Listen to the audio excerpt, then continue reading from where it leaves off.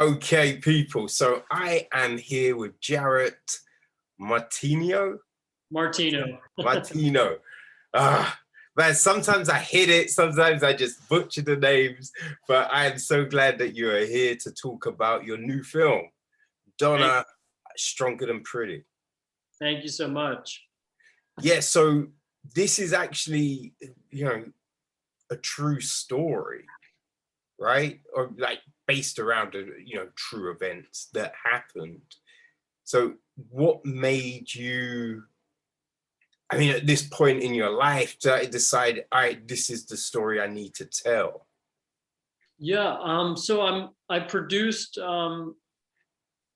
so many other films prior to this that created awareness for different subjects, and I watched so much vulnerability on the other side of the camera of people sharing survival stories and bullying and all sorts of things that I was really inspired by their strength, the talent on the other end. And I wrote this as a journal entry just to kind of get it out, and I wrote it in screenplay format because I've been in the business since I'm 6 years old. Never really having a full, never writing this saying I'm going to make this a film. It was just kind of a way to get it down and out. Mm-hmm. And then one thing led to another, and we did a stage reading. I hired a writer from the WGA, Pat Branch, because I had this 150-page script, or I mean, it might have even been more than that, the very first draft.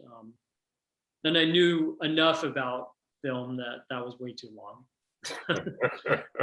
So she helped through the stage reading and table reads, and then the short film. I mean, we spent 8 years together as cast and crew.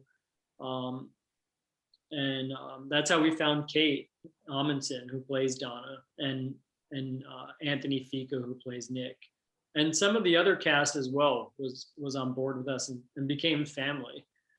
Kate slept in my mom's bed during the shooting, and my mom stayed at her parents' house at that point. So she really got to walk my mom's footsteps, and everything came full circle for her because here she was after 8 years of studying the script and her and journals and talking to my mom and getting to know our family, and then she was sleeping in her bed for the duration of our shoot. So it was really powerful stuff, and everyone banded together as family, and I think that I put a lot of work into it, but I always say that this film would have made itself no matter what. It just was a story that needed to be told in this way because it doesn't feed into the stereotypes and stigmas. It's purely about my mother's strength and the strength that came from her mind and her voice and the actions that she put into building a life for herself and her children. Yeah, there are a lot of films that deal with domestic abuse, and they all kind of come at from different angles, right? So when putting this together, how did you decide on, all right, this is the best way to tell it? Because like you don't show any of the violence. There's a little bit in there of the big situation, but not really of any of the smaller kind of, the ugh, I can't think of the word. The initial little things that are kind of picking away at it all, right? So what was the kind of thinking of maybe not showing it, but having the words around these moments? Yeah, I mean, because as a child, I didn't have this in the media. So beyond it being my mother's true story, it was really important for me to give back to children, because we see, what I saw in film was, or on TV, was feeding into the stereotypes and stigmas, was sensationalizing and making a profit off of the abuse. And I just think that perpetuates it. And I wanted to do something different that provided a tool for women and the children and the men that find themselves in abuse. So I was really adamant about being gentle with it, because we're partners with the National Coalition Against Domestic Violence. So I knew that this was going to reach a targeted audience as well. And PTSD is a real thing. And I didn't want to further damage anybody in terms of dredging up things that really don't keep them moving forward. So yeah, I wanted the film to be just that, a tool to empower, inspire, and showcase that, more than the domestic violence, women, we chose to go from the 60s and span all the way through the early 2000s because there's so much that women had to make their way through, more than just domestic violence. The verbal, emotional, physical, financial abuse of society, getting a job, making, my mom cleaned houses, she waitressed, she put herself through school full time, all while having 3 kids. I mean, I remember, being a kid and really thinking and feeling empathy for like, how do you do that? Like, how is she juggling all this? And I was really attuned to her that way where, when she'd come home after a really long day of juggling all this, I would be, I'd be the kid lighting the candles and making sure she had like a warm meal, because I wanted to just make her day a little easier. Mm. So I think, just having that connection with her, and that's who I was from when I was a child, it makes sense that I made a film to celebrate her, and then ultimately that we teamed up together to then help other people. Yeah, what was that discussion like? When you went to your mum and said, "Hey, I'm thinking of making a film about your life, your experience." What was that like? I imagine there's some nerves in maybe just having that conversation. I think we're so close, and I knew in my gut that she would be. I know her strength and her determination, so I know that she would be on board. I knew that she would recognize the power of getting this vulnerable, of sharing uh, her story, and I feel like that really, like, zooming out, it is a huge part of why she was here. Because you and I are here talking about it today, and her legacy lives on, and we get emails of people that watched the film and it resonated with them, and they made a different choice. So it's a part of the bigger design. So I just, there was no nerves at all during that conversation, and it kind of just, she really, as always, just became my biggest fan, and got the updates and was a part of the phone calls, and flew out to Sundance when we were at the short at the Indie Lounge, and just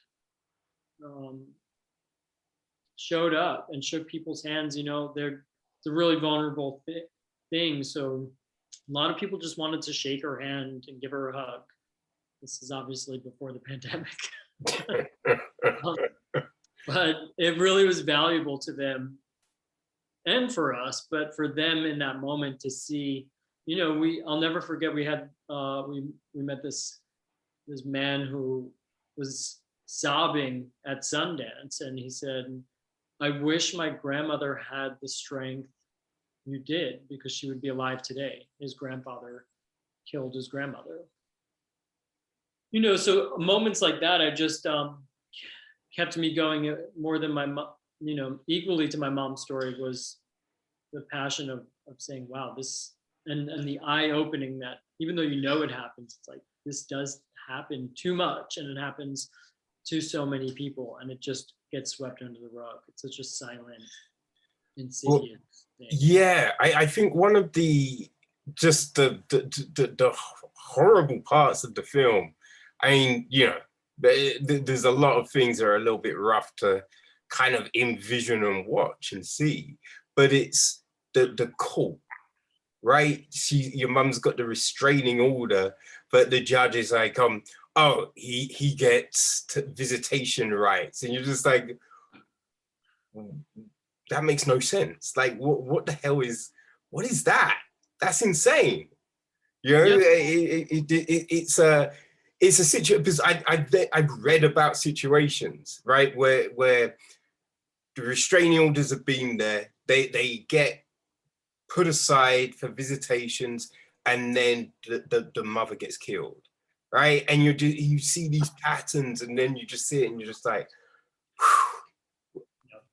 what the hell? Like, Unfortunately, and that's still very present today in our legal system. It's the guilty, innocent until proven guilty, and you really, a lot of times these situations do come down to violence that ends up in someone getting killed, and that's the really sad part. That's still, and VAWA and all these legislation, things that NCADV work towards every year, or at least maintain, because people are always trying to remove some things too, as far as like protections. yeah. But yeah, that's the sad reality. And my mom would be the first to say, like, it's just a piece of paper. It's not going to really stop somebody from breaking through or finding you. And so No, I mean, there's so many incidents that demonstrate the fact that, yeah, that it's not really worth a lot, in theory, which makes it all the worst. But it was just, because I will say, I will say, right, Jaret, the promotional information that we get sent, it did make you think the worst, right? When you see that moment in the film, you're like, oh, God damn it, right? I don't, because, we hear that, unfortunately, your mother's no longer, here. So there is that, you're watching the film just going, oh, no, don't let this be, So, yeah, you did bring a lot of anxiety with that. Yeah, there's a lot of anxiety that comes with that situation. So I'm happy that came across, because I think that's, people that are that have been in that space will recognize that, but they'll also hopefully see that there's another side if they haven't yet, and see what you can create and what you could do. Walking away feeling empowered was always the motivation, and providing the tool that if you find yourself being abused verbally, emotionally, physically, financially, that there's another path, and that sometimes it means giving up everything, like my mom did. She walked away from a lifestyle, but it meant her freedom. Yeah, which, I kind of feel life and freedom kind of trumps shiny objects, right? Definitely. I mean, I look back, I think we were, I remember thinking as a kid, we were the richest kids on the block. And meanwhile, we were in a small 2-bedroom basement apartment that my mom brought us to. That was our safety. And, but she found free things for us to do. I mean, we were the busiest kids on the block, and in our heads, like, we had our mom, we had everything.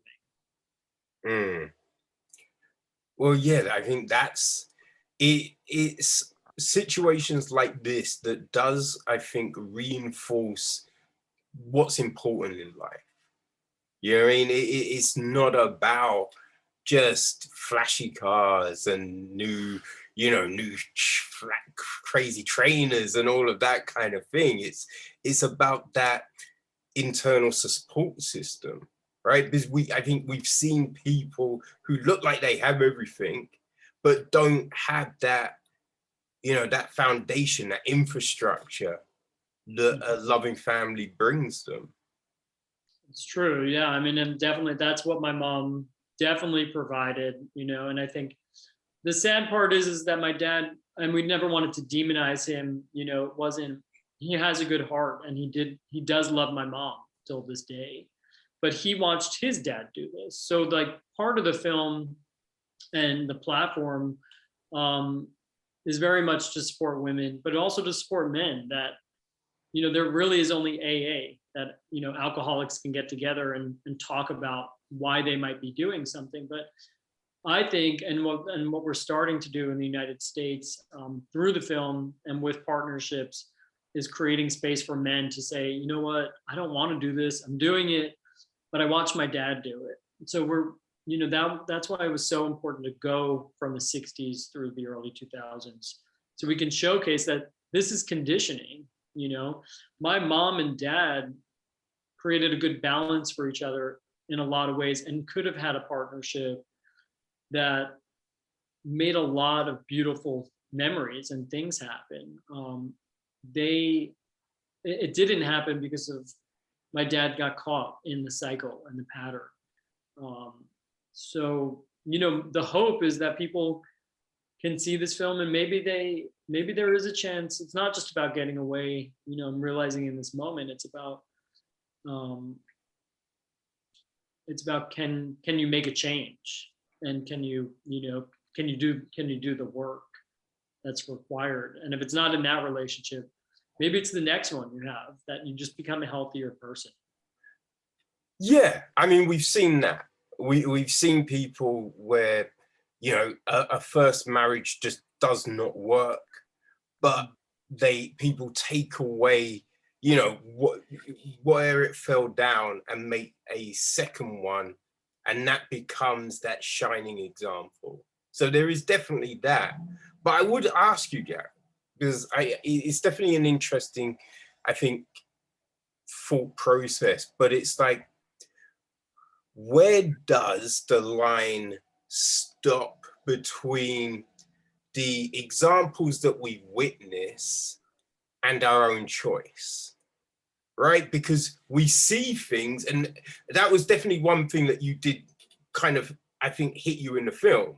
That, you know, when you see that Nick's parents and what they, you know, the pattern they're in, you do kind of think, oh no, this isn't going to look good for Donna, right? And it's that, but then thinking to yourself, I don't want to do that, right? I might have seen it every day, but I don't want to be that person, right? So I think there's that thing that kind of gets imprinted on us, but then there is that choice that we have to make as people.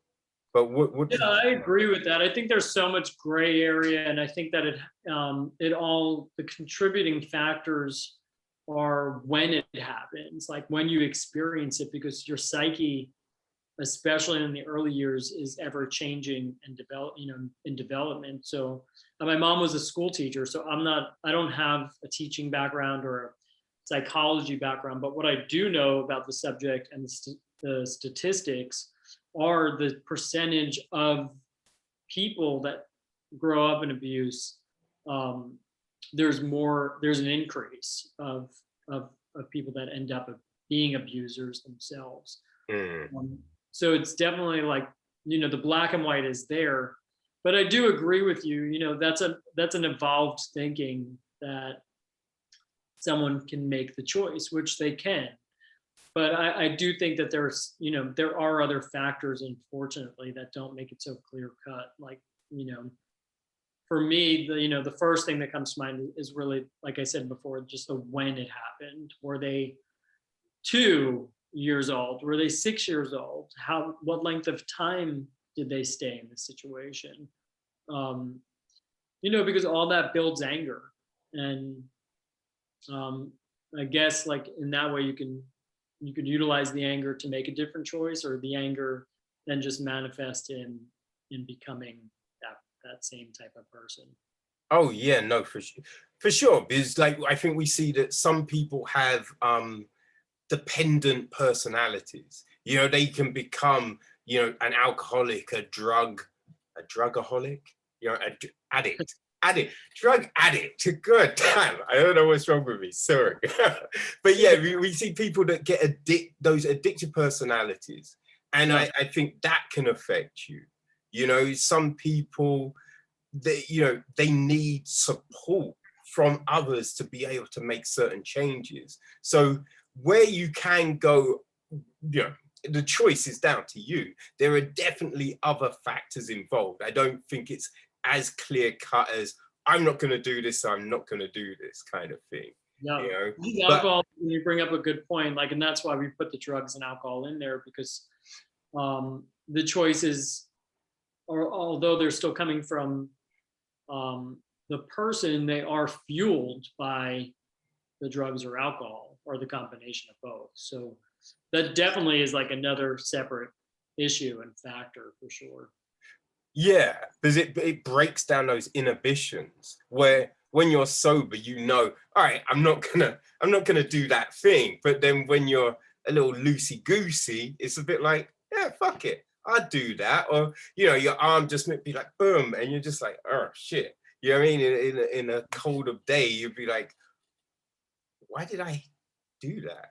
You know, but Yeah. yeah, And I think that that's shit what happens. that's what happens. And it's also, it's not just, it's like the conditioning, not of just families, but, what the film is definitely helping point out, the thousands of years of damage of a patriarchal society, of men holding a certain place above women.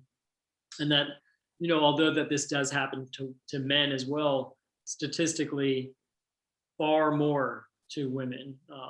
And from jobs to all sorts of abuse, from the job.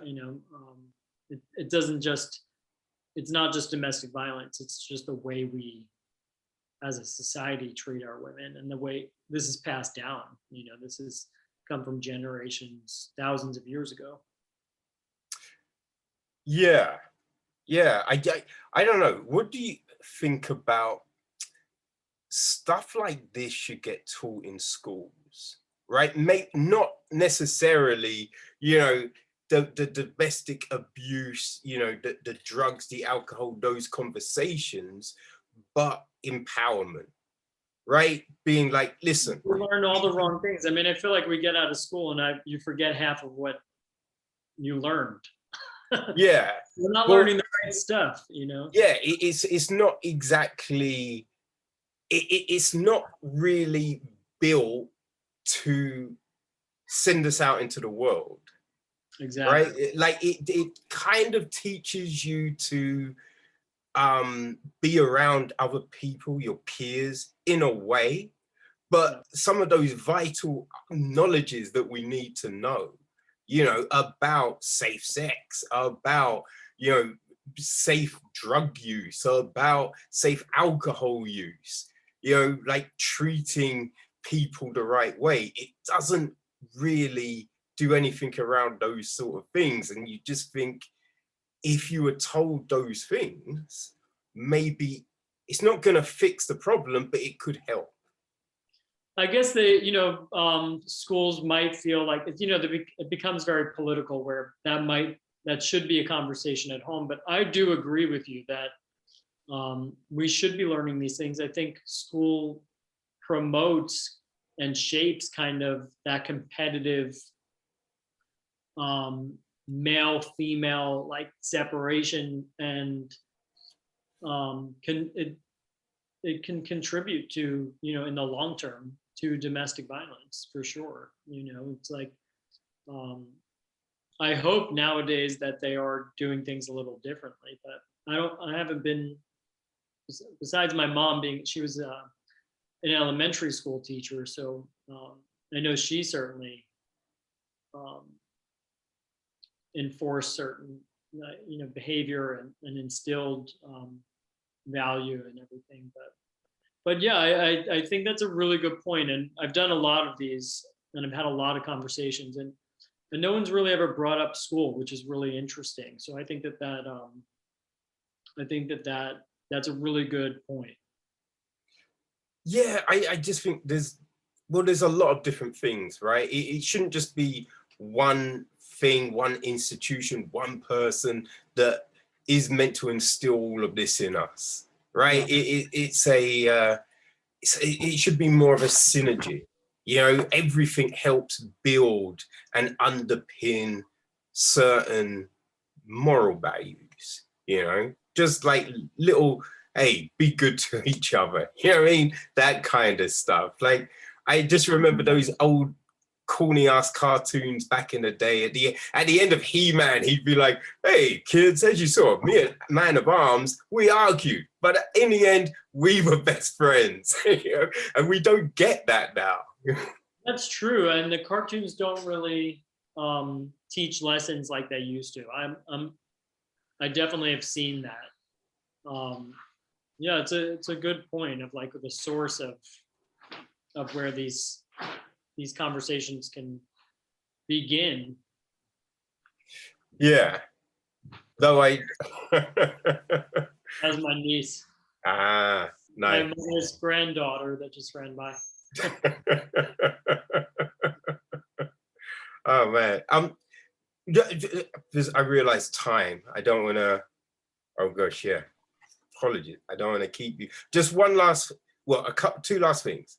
Did Yeah. your mother help with the casting at all? She didn't. She wasn't in. She was in New York and I was in LA at that point. But she certainly was involved in terms of like, I sent pictures over and maybe even some video if we had that. She did come to the stage reading, which was 8 years ago, so she got to know everybody there, and of course weigh in. But she kind of like left the production stuff to us, and she trusted me that way. So, but she was a huge part of the conversations that she had with Kate and with Pat Branch in terms of maybe what wasn't written in her journals or answering questions, or if Kate had questions about developing the character, and really, because it was so important for Kate, she's so detail orientated, so she wanted to know everything about my mom, and down to the way she walked and smiled, and like really embody her essence. So Okay, man. That's great. And Jack, because of time, and I need to let you go, but yeah, quickly, because the film drops in the UK on the 24th, right? So Saturday, July 24th. Yes. So people mark that down in the calendar. But how can people follow what you're doing? Let them know your handles, your socials, all of that business. Yeah, definitely. So the film is donnathemovie.com. And my production company, we also have distribution and film festivals as well. That's lovewinsproductions.net. And then I'm under Jaret Martino everywhere. So just at Jaret Martino. Okay, fantastic. I make sure I will put all that information in the episode notes. So thank you very much for giving me your time, man. Really appreciate it. And yeah, good going with the film. I know this must have been difficult, but hey, there must be some catharsis. I feel that's the word I'm looking for in finishing this important message and putting it out in the world, man. So definitely. And thank you for supporting and helping us get the word out there. We never know who's listening and who might need to hear this. So thanks for helping do your part in creating the change. Hey man, no worries. It's always a pleasure, man. I enjoy having conversations like this. Oh, I will say, another film about domestic abuse that is really powerful and really good is called Listen, and it's from Amy Walker. She directed it, and it is. Did that just come out recently, or is that? No, so it came out last year. Okay. Last year, but I believe on the film festival circuit, or I forget why, but I was speaking to her about another film, and so I got to see that one as well. Okay. I think Well, it's if you're friendly with her, she's welcome to submit. If she wants to reach out, I can give her a waiver code for our festival. okay. Yeah, I'll let her know, man. Yeah. That's awesome. Yeah. All right, Well, man. thank you so much. Have a great day. It's good connecting. Hey, you too. Thank you very much, man. All right, Take bye-bye. it easy. You too. Bye.